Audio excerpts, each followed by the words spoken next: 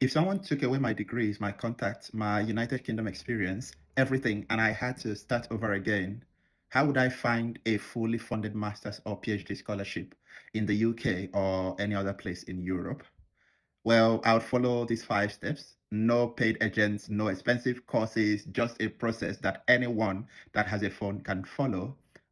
So let's get started. Good afternoon. My name is Chinedu, and I share tips across board, ranging from finance, scholarships, and all of that. So the first one is know exactly what you are looking for. I think the first mistake many people make is searching for the word scholarship, right? It's far too broad if you ask me. So instead of doing that, ask yourself the following questions. What do I want to study? Which degree am I applying for? Which countries interest me? Am I looking for a full funding or a partial funding? For example, instead of searching for the word scholarship, you can search something for, you can say something like MSc Renewable Energy UK, because now I'm using renewable energy because I studied renewable energy in my master's. Or you can say something like PhD Climate Change, Germany funded.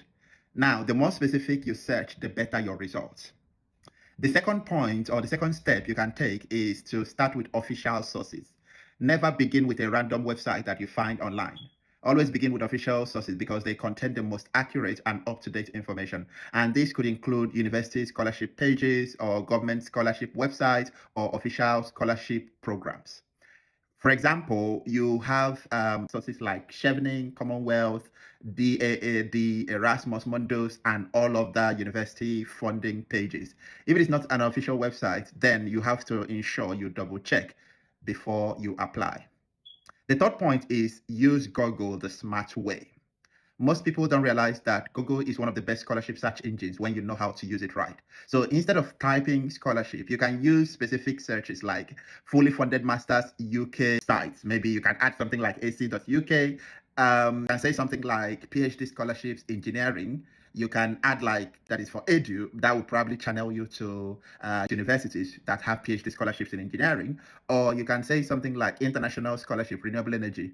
Now, if you add words like 2026 or fully funded, and if you make your subject to be much more tailored, it is more effective than just leaving it open like that. So you have to study how to use Google the right way because it's still one of the smartest way to search for scholarships.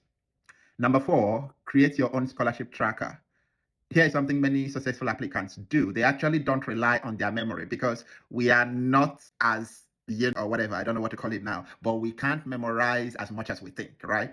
So it's important for you to create. It might be just a note in your phone. It can be a simple spreadsheet or any of these apps that tracks things, simple thing that you can use to track your application. Now, you can include columns such as scholarship name, the university, the country, the deadline, the documents required, and the status of the application, whether you've made the application or you've started, you've completed it, or you've been an offer.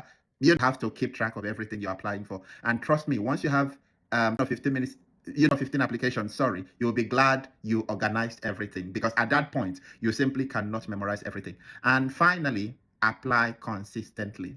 And this is where many people fail because they apply once or twice or 3 times and then they stop.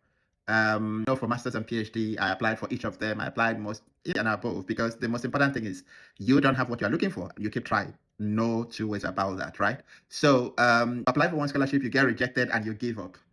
That is not the way to go. So you don't do that. So treat scholarship application like a job.